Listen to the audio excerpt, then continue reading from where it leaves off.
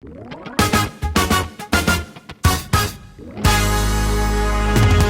Sobat Tapis, tanya Rumpi Solusi. Seperti biasa kita akan bincang-bincang dan kali ini kita spesial. Kita akan berbincang-bincang dengan musisi Lampung nih. Sesuai dengan tema kita, apa kabar musisi Lampung? Mas Angga The Potters. Wih, Wih, luar biasa. Terima kasih podcast Tapis, Yoga, TVRI yang udah ngundang saya. Ini keren nih acara nih. Wih, keren ya. Padahal kita belum mulai, udah keren aja loh Mas. Apa kabar Lampung? Alhamdulillah baik. Alhamdulillah ya kan? baik, Tapi ya. pun dulu dong. Tapi pun pasti ya kan. Mas Angga, gimana kabar hari ini? Sehat ya? Alhamdulillah, Rabbil Alamin. Semua baik-baik aja. Tadi gue dengar-dengar kesibukan kan ya di Jakarta sekarang nih. Sekarang itu banyak di Jakarta dari 2022 ya sebetulnya aktif di Jakarta. Saya juga kan bikin podcast tuh. Jadi podcast yang punya saya juga saya tinggalin. Vakum lah, lagi vakum.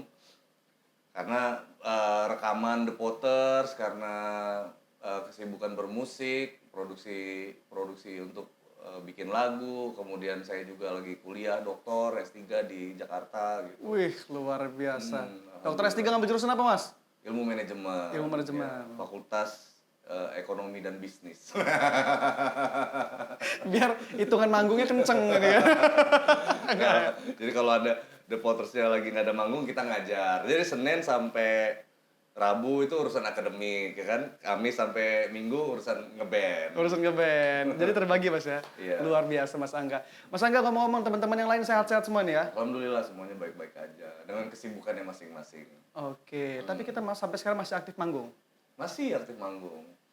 Hari ini pas di waktu syuting ini ada rilis lagu baru The Potters, judulnya Petualang Cinta. Wih. Nanti search aja di YouTube ya hari ini. Jadi kita tuh setiap 1 tahun itu mungkin ada 10 lagu lah kita rilis tuh dalam 1 tahun. Memang polanya mungkin ada yang 2 bulan dirilis gitu atau 1 bulan mungkin gitu. Itu tergantung manajemen lah.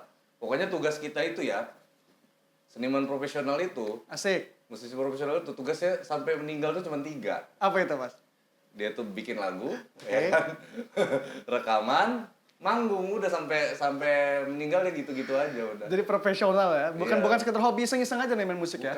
Bukan. Bedanya itu di mana? Bedanya kalau hobi, kalau kita menentukan waktu untuk tidak bermain musik, misalkan, hari ini ada manggung nih di sini gitu, di TVRI misalkan ya, aduh, saya males lah gitu. Oh ya udah nggak jadi aja, telepon tuh Mbak Livia atau Yoga, Mas Yoga nggak jadi manggung ya hari ini. Oh ya mau gimana gitu kan. Nah tapi kalau profesional nggak bisa begitu. Bahkan misalnya kalau saya nih, bahkan saya nggak bisa, itu The Potters harus misalnya bertiga nih kan, ya yang 2 harus tetap ini gitu, Harus tetap manggung. harus tetap manggung. Tapi kan kalau Mas Angga nggak ada kan nggak ada gitaris dan. Ada edisional kan. Oh, ada edisional ya? Edisional kan saya digantiin. Beberapa kali saya sering banget saya nggak ada malah. Saya nggak ada. Kayak kemarin manggung di Sumatera Selatan. Oke. Tanggal 3 Agustus. Saya lagi umroh. The Potters harus manggung. Ya manggung aja nggak apa-apa gitu. Nah posisi saya digantiin edisional. Oke. Itu foto di banner ada sayanya. Ada. Di panggung nggak ada sayanya. Yang gitar siapa? Edisional tadi? Edisional. Oke, nanti Gitu. kalau The Potters mau manggung, Mas Angga nggak bisa, Yoga aja gitar gantiin. Tapi Bubar nanti masalah nanti. yang penting vokalisnya ada. Oh iya, gitu. bener, ya. Itu vokalisnya ada. Jadi kan bedanya kan kalau band ini kan sebenarnya adrenalinnya beda gitu, sama fans, sama jumlah penonton yang yang menonton kita. Itu kalau dia band tuh dia lebih ada rasanya daripada Kiki misalkan, kan banyak juga yang ngundang Kiki nyanyi sendirian gitu. Itu biayanya nggak jauh beda tapi rasanya kurang sebetulnya. Jadi kita itu di manajemen tuh lebih nyaranin ya udah ngeband aja gitu. Ngeband aja ya. Harganya nggak beda jauh tapi ada rasanya, ada punch-nya gitu. Di penonton juga puas pasti.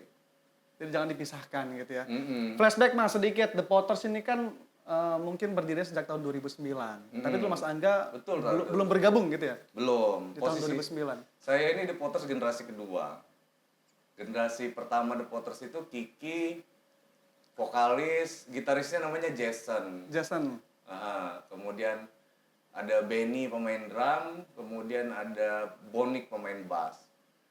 Nah, begitu selesai rekaman, itu syuting 2 atau 3 video klip, Jason, gitaris The Potters keluar dari The Potters. Sehingga The Potters jalan 3 orang. Nggak punya gitaris. Akhirnya tadi kan pertanyaannya gimana caranya manggung? Edisional gitu. Oke. Jadi saya tuh selama bertahun-tahun itu selalu ngikutin The Potters. Tapi bedanya di mana? Bedanya foto saya nggak ada gitu kan. Karena saya edisional, saya datang. Di balik layar lah ya. Iya, di depan layar sebenarnya depan kalau layar. manggung ya kan. Cuman nggak ke publis gitu loh maksudnya, Oke. tidak terpublis.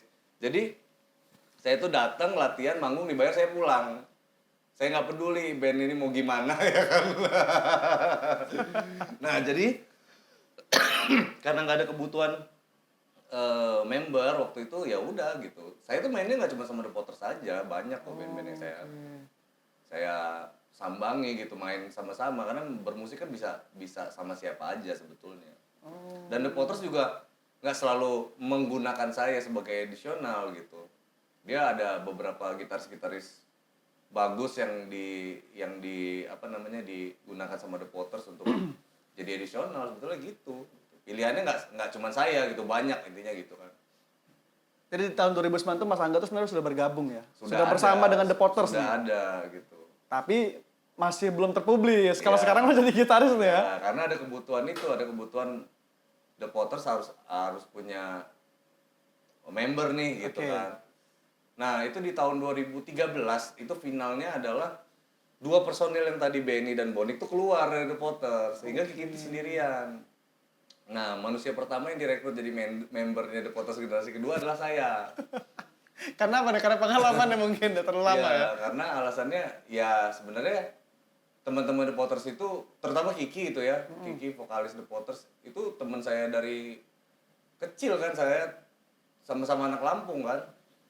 Dari Lampung, saya dari kecil tuh dari SMP, SMA tuh udah main sama Kiki.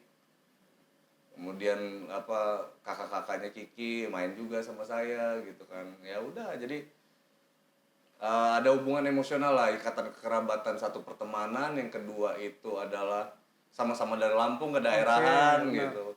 Terus kalau di Jakarta juga nongkrongnya yang biasanya match kan, kalau satu daerah tuh match gitu. Obrolannya nyambung gitu. Obrolannya nyambung, benar. Misalkan kita lagi ngobrolin Enggal, lagi ngobrolin mana gitu ya. Nyambung lah ya. Wehwi misalkan lagi ngobrolin, tahu gitu kan nyebut satu daerah itu jadi nyambung aja, lebih klop gitu ngobrolnya. Kemudian ngobrolin musik gitu. Nah, kebetulan saya ini kan pencipta lagu juga. Oke. Jadi pas kebutuhan The Potters, nggak cuman butuh gitaris waktu itu, butuh juga pencipta lagu.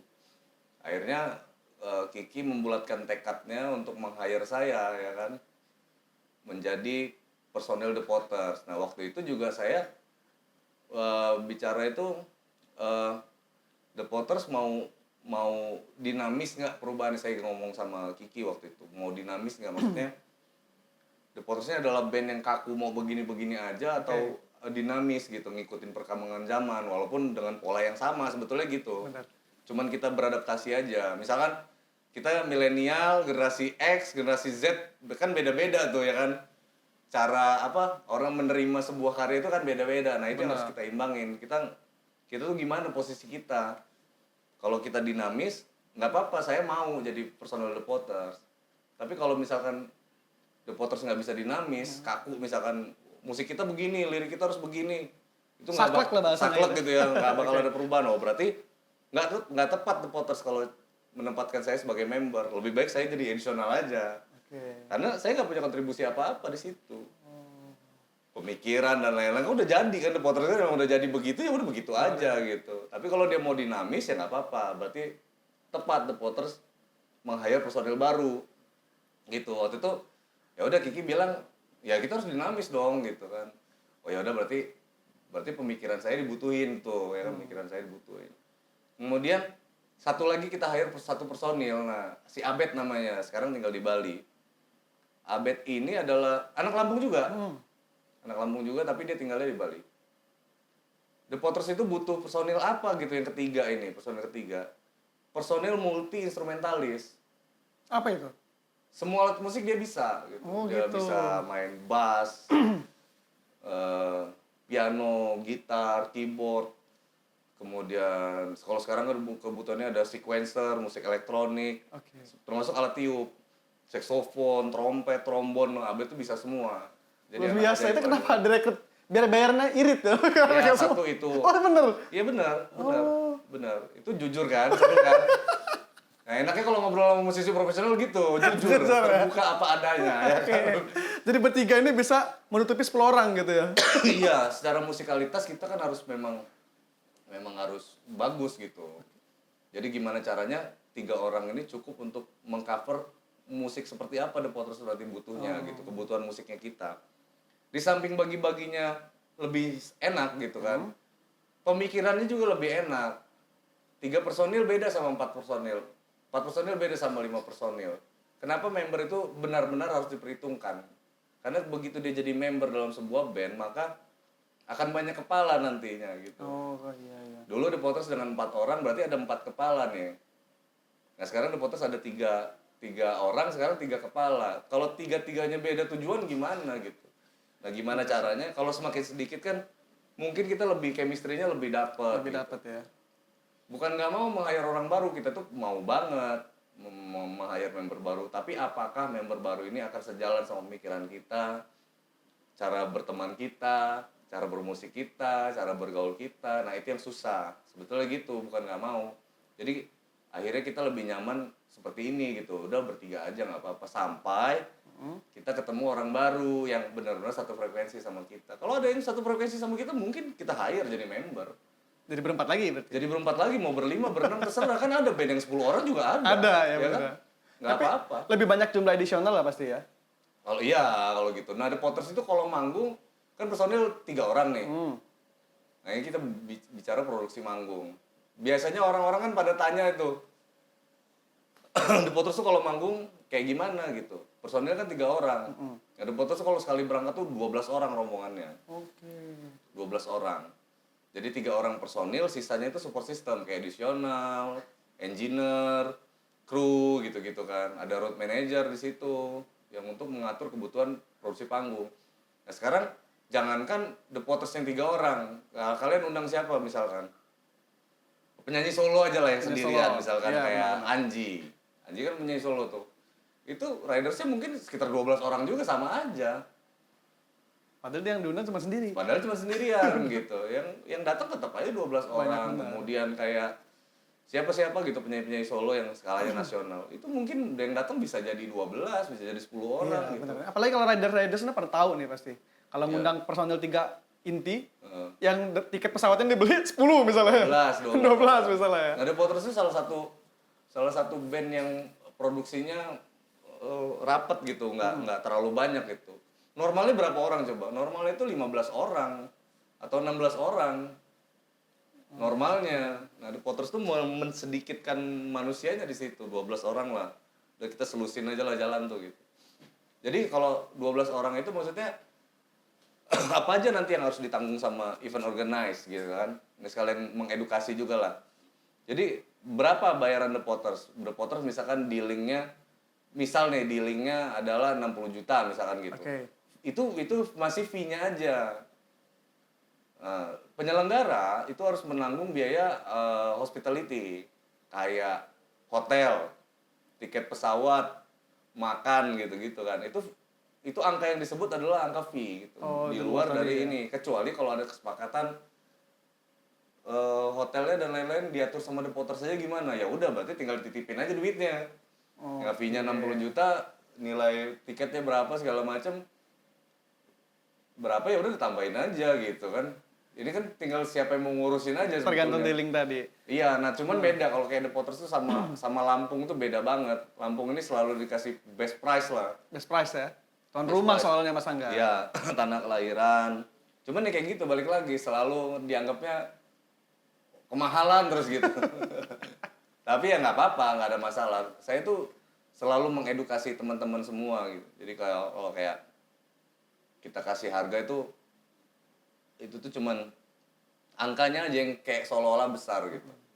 Mungkin juga yang ngundang kita juga belum pernah ngundang artis yang lain gitu.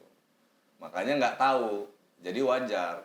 Makanya kalau saya sebut angka sekian, dengan metode sekian, biasanya saya barengin sama beberapa artis yang lain. Oke. Nah ini telepon nih.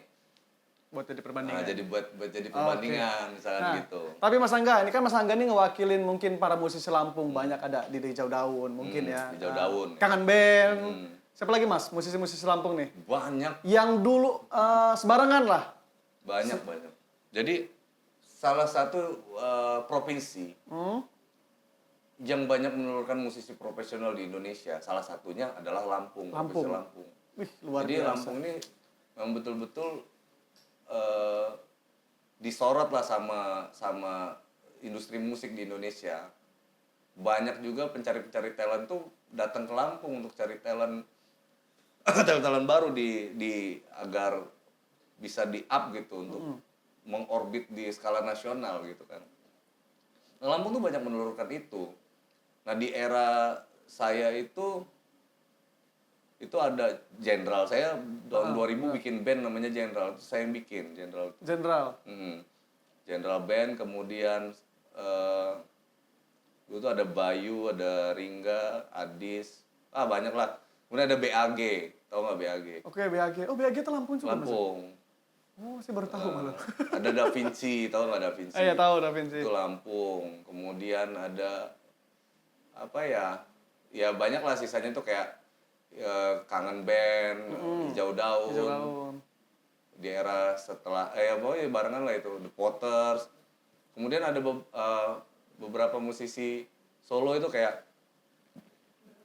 Sandi Kanester, itu orang Lampung Selatan. Kemudian vokalis Leto itu ibunya orang Metro. Oke. Kemudian Funky Kopral tau nggak? Half Mat. Sekarang bandnya itu pemain drumnya orang Lampung. Nah sebelum saya itu ada Kapal Terbang Band gitu tuh udah Banyak mau banget berarti. banyak banget.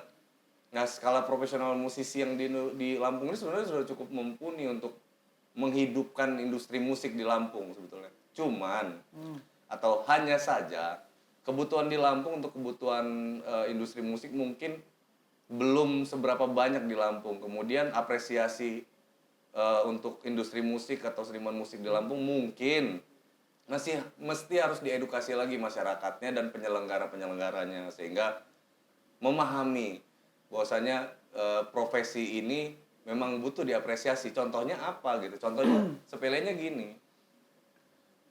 Musisi ini nggak ada BPJS-nya. Jadi kalau kami mau berobat itu nggak ada BPJS-nya ya. Oke. Kita mendaftar Saya paham nih, saya paham. ya kan? Contohnya kayak gitu. Oke. Gitu. Kemudian seniman musik itu self-employee yang nggak ada pensiunannya. Benar. Nggak ada uang pensiun. Ya kan? Bikin tabungan pensiun sendiri gitu. Ya, jadi ketika kami bekerja, kami memang menuntut dibayar. Jadi gitu. Bukan karena memang, wah lo gini aja lo harus dibayar lo nggak gitu segala macam. Nah, saya selalu bilang mau itu teman, saudara dan lain-lain. Saya bilang saya ini musisi profesional. Kalau saya bekerja, saya harus dibayar. Kalau Anda kan pegawai negeri, bedanya gitu. Anda diminta orang main musik, nggak dibayar ya nggak apa-apa. Kalau saya nggak dibayar ya keluarga saya nggak makan. Karena saya cari uangnya di sini gitu untuk memenuhi seluruh kebutuhan hidup saya. Ya inilah gitu. Berapa nilainya ya itu direct ya kan, terserah gitu berapa nilainya. Mau murah atau mahal itu kan untuk orang-orang yang nggak punya duit ya kan. Iya. Jadi ini dikatakan musisi profesi itu begini ya Mas Iya, ya? Benar ya? benar. Jadi memang butuh duit gitu. Bukan ya duit untuk kebutuhan ya maksudnya. Kayaknya jujur banget loh ini kayaknya. Untuk kesehatan. Jadi jangan malu-malu ini ngajarin mengedukasi teman-teman juga.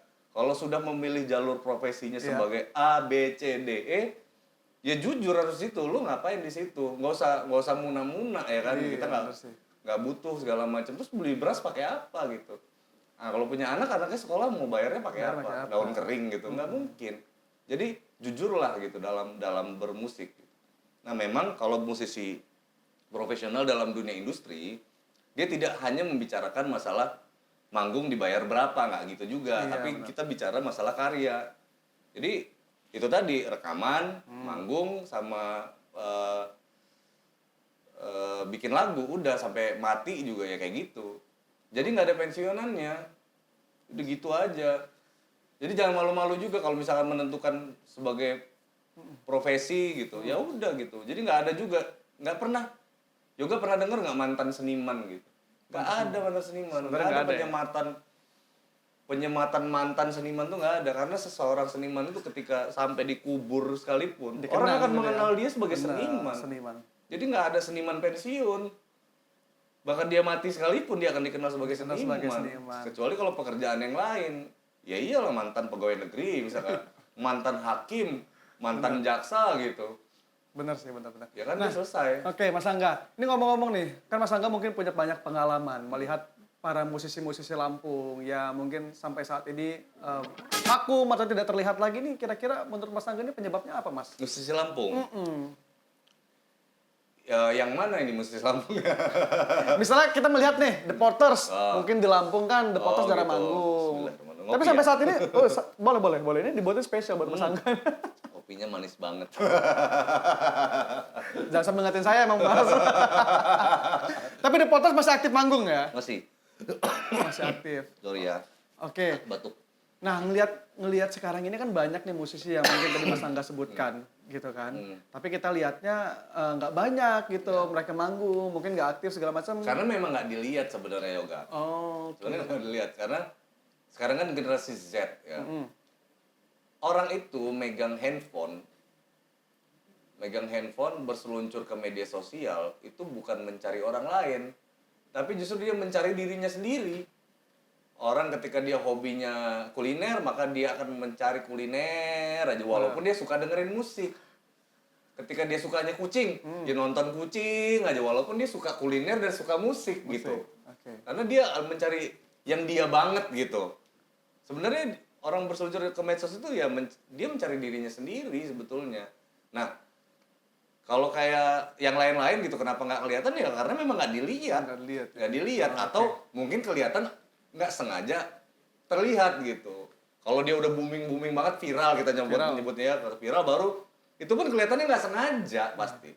Pasti lihat, oh ternyata masih manggung ya. Ada. Oh, gitu. ada. Paling cuma gitu doang responnya. Bener. Oke, Iya. nah kalau misalnya pandangan Mas Angga nih, melihat orang tua yang anaknya pengen jadi musisi profesional, mungkin seperti Mas seru Angga. ini. Ini Nih, bagus kalau banget. kadang orang tua menganggap gini, kamu nih mau ngeband kerja ya bener. Ya kan ada kan gitu ya? Mungkin Mas Angga dulu gitu kan? Iya, ini bagus pertanyaannya. Jadi itu paradigma orang tua zaman dulu, ya kan. Sebelum milenial lah itu nyebutnya apa ya zaman Kolonial berarti.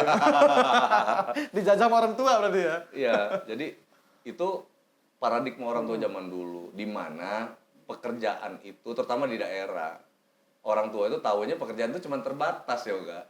Kalau di Lampung kita nyebutnya pegawai negeri ya, Oke, PNS, kamu benar. jadi PNS. Kalau kerja itu PNS, pegawai bank, pegawai showroom misalkan gitu. Pegawai showroom, ngelap mobil padahal. Nah, pekerjaan yang dia tahu aja. Sebetulnya gitu. Nah, untuk pekerjaan-pekerjaan yang lain itu dia blank sebenarnya nggak ada ilmunya gitu, nggak ada pengetahuannya. Akhirnya yang ada cuman paradigmanya aja gitu atau stereotipnya doang. Jadi dia cuman taunya ya misalkan kayak musisi gitu. Dia ngeliat musisi itu bukan sebagai profesi, dia cuma ngeliat musisi di pasar, ngamen. Akhirnya ketika anak-anaknya main musik, kamu mau ngapain main musik? Ngamen kamu ya kan gitu kan. Taunya cuma gitu karena yang dia lihat hanya di pasar doang. Gitu. Benar. Nggak ada contohnya, nggak ada sampelnya. Yang mana sih musisi yang benar-benar itu gitu.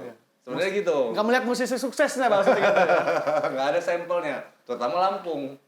Zaman saya dulu masih kecil, nggak ada contoh suksesnya ya Uga. Makanya saya merantau ke Jakarta. Oke. Biar saya mencontoh orang-orang yang lebih sukses kan kayak gitu. Nah di Lampung saya menyontoh siapa? Nggak ada. Makanya ketika saya dilarang orang tua sekalipun saya pun bingung juga gitu gimana cara ngelawannya ya gitu. Karena memang nggak pernah ada contohnya di Lampung. Makanya udahlah kayaknya harus ngerantau aja gitu. Karena nggak nemu jawabannya di sini. Nggak gitu.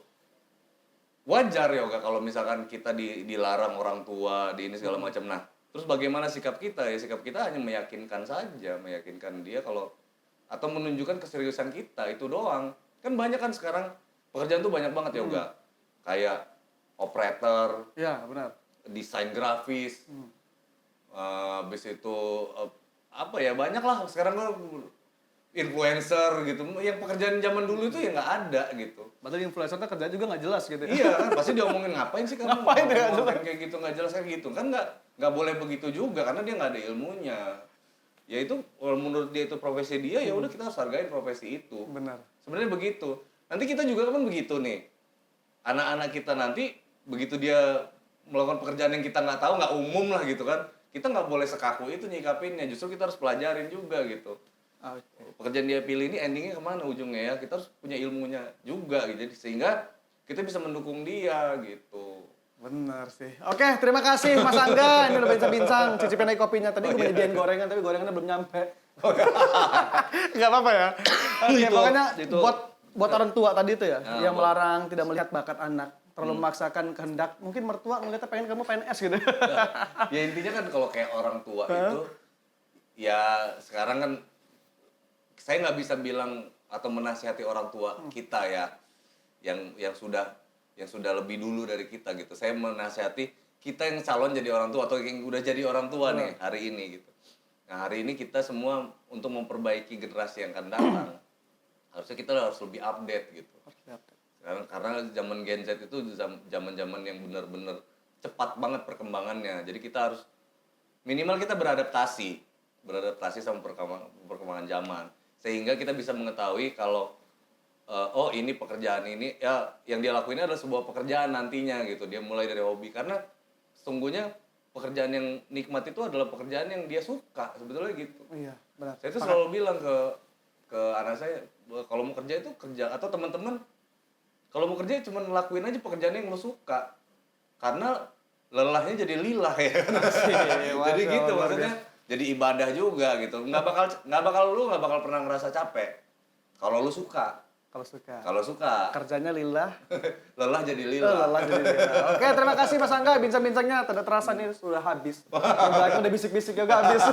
Terima kasih banyak juga ya. Terima kasih Mas Angga sudah main-main ke ini ya studio kami ya. Ini walaupun ini kecil-kecil sangat berarti nih Mas. Oh iya, enggak lah gede. Nyaman ya di Bagus, sini tapi ya. nyaman. Nah pokoknya buat orang tua nih yang masih membatasi apa bakat-bakat anak. Kita ini Iya. ada lagunya dari The Potters. Kamu keterlaluan. Kamu banyak keperluan. Maafin aku. I'm sorry say goodbye. Terima kasih Hey. Sobat Habis Mas. Terima kasih. Thank you Mas. Thank you, Oga.